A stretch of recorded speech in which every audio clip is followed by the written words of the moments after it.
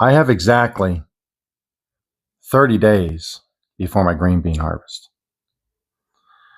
I am not ready. This room is a complete disaster. So today we're fixing that. So stick around and see what happens. So before I get to the rearranging portion of all of this, I just want to talk about something that's rather funny. If you've been with somebody many, many, many years, like I have been, my wife and I have been married. This September will be 37 years we've been married. You kind of have the wavelengths kind of go back and forth. They always say that you start to finish each other's sentences and you know what each other's going to say, blah, blah, blah. And it's true in a lot of senses. I was going to build in my wood shop, our wood shop, some things where I could store under the guest bed, which is a king size, and a queen size in the master. And I was going to build these little units with little runners on them instead of wheels because, you only have so much space. And my wife told me the other day, she forgot to tell me that, a while back, I bought these. I thought you might find these interesting. This is exactly what I was talking about building. She got those on the auction site for a couple dollars. And what you do is you take your whatever vegetable you've canned, and you just stack them in here. And they slide under the bed. So, these are available. Try to get some more. If not, if I have to make some, I now have I have all the measurements and dimensions that I need so it fits under the bed properly. So I think I can fit 4 across and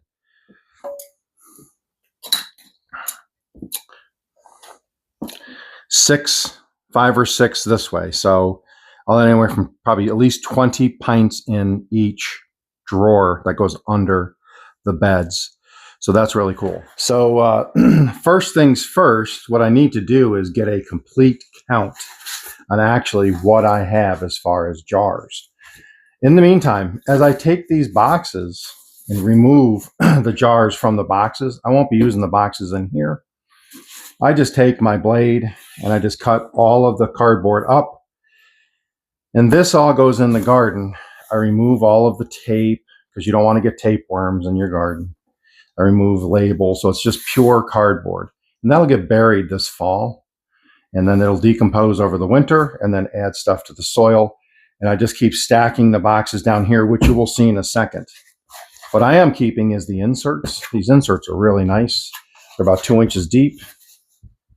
And the jars just set in. I've asked my wife, whatever you get as far as jars. You'll see I'm going to have quart jars. I'm going to have pint jars. I'm going to have half pint jars. When I do my total at the end, when I do a tally of how many jars I actually have, I'm going to go by pints because I'm shooting for pints. So as far as yield, what I want to have in storage, I want to have 200 pints. And I want to talk about that for a second too, because I keep saying 200 pints of green beans. It's kind of a misnomer. That's where I started originally. But I like turnips and beets and radishes and what else? I like carrots. And so I've been canning also carrots and beets and stuff. As you can tell, I've already showed you this, but this is carrots, turnips, and beets, and this is just turnips.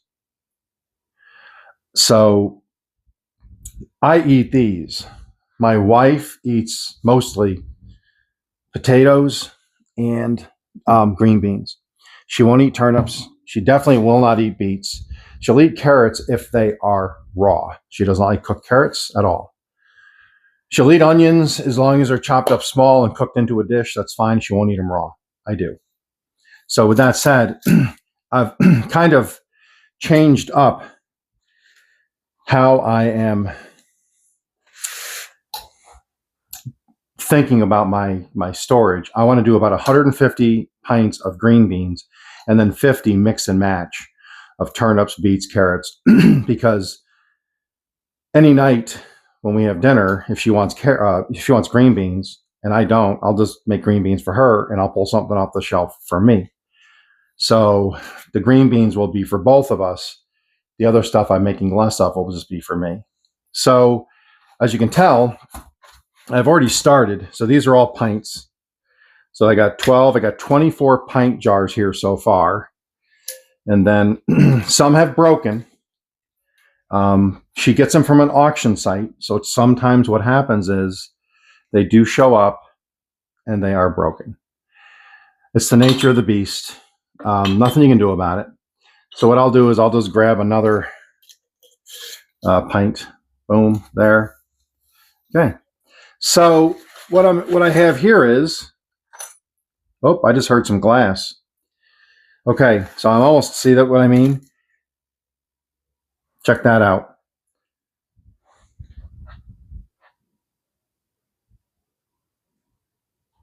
Very carefully, I'm just going to go dispose of this. I'll be right back. Broken glass crisis averted. Nobody was harmed in the filming of this video. Check that glass out. And so with that said, I took care of that. I didn't keep any of that jar. Obviously, the jar is broken. I didn't keep the screw top. I didn't keep the cap. Nothing. The caps are very sensitive. If there was a piece of glass that scratched that cap, it may not seal. For the 20 cents I paid for it, I'm not keeping any of it. So that's in the trash now. Now we can start over. So getting back to that, I have some half pints. I have some pints. And from my neighbor the other day, I have some quarts. I've already used one, but you can see I got 12 quart jars for $5 from her. So that was a really good steal. She was very kind in letting me have those. Also, I'll go through what I have with her as far as what she gave me from her mom's house. So let me start getting this stuff arranged better, and we will be right back.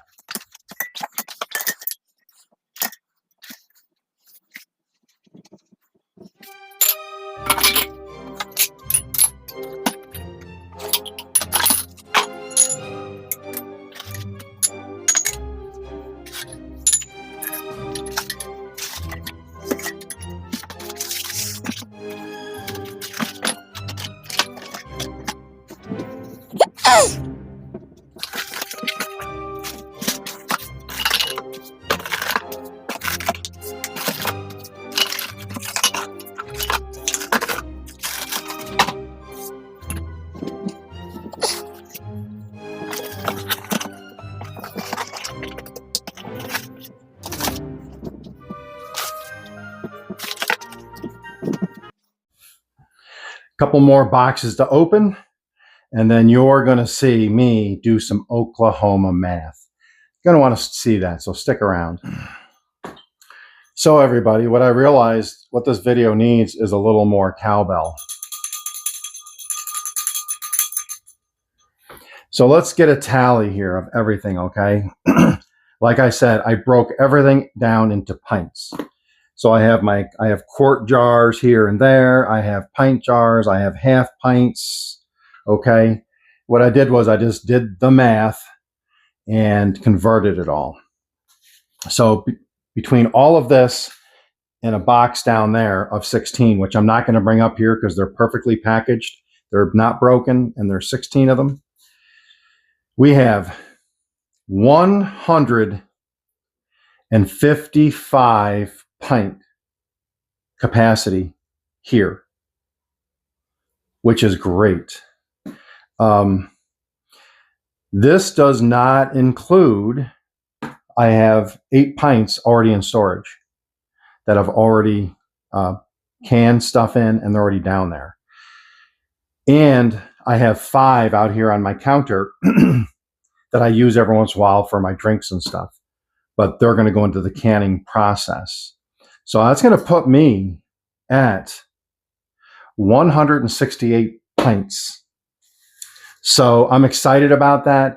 To reach the 200 limit, I only need 32. My wife is searching every day to make sure if they pop up on that site, she grabs them. If not, over the next couple of weeks, I will grab them as I go shopping. I'll watch for sales. I'll scan Facebook Marketplace. I'll ask around and see if I can get some more inexpensively. I still want to get 200 plus just in case I have overflow, but that's where we're at. So what I'm going to do is I'm going to get all this stuff over in the corner. So now I am ready for canning. I'm all ready for the canning procedure in 30 days. And then let's clean this room up a little bit, tidy it up, because this is where I do most of my YouTube stuff. And let's just transition out of this and go into the next one. So we'll see you in 3, 2, 1. There you have it, everybody. All of the jars for canning are here. My canning unit, $15, is there. My weights are nicely placed under the bench, our printer, etc., etc. Boxes here are ready to be broken down. But there you have it. My grandson's therapy bench is all cleaned off, which is good because he's coming over tonight to spend the night with us. And again, there's the storage unit. I have 3 or 4 of those. We're going to try to get more, or I'll make more. So probably 50 to 60% of the storage will go in those under our beds where it's nice and dark. And then I have the shelving unit. And then as I can, I will be building more storage units here, more shelving units to store. So stick around. Let's see if we can do this 200 pints of fresh canned vegetables from Oki's Eden's Garden. Thanks for spending your time with me, and I appreciate it. We will see you in the next one.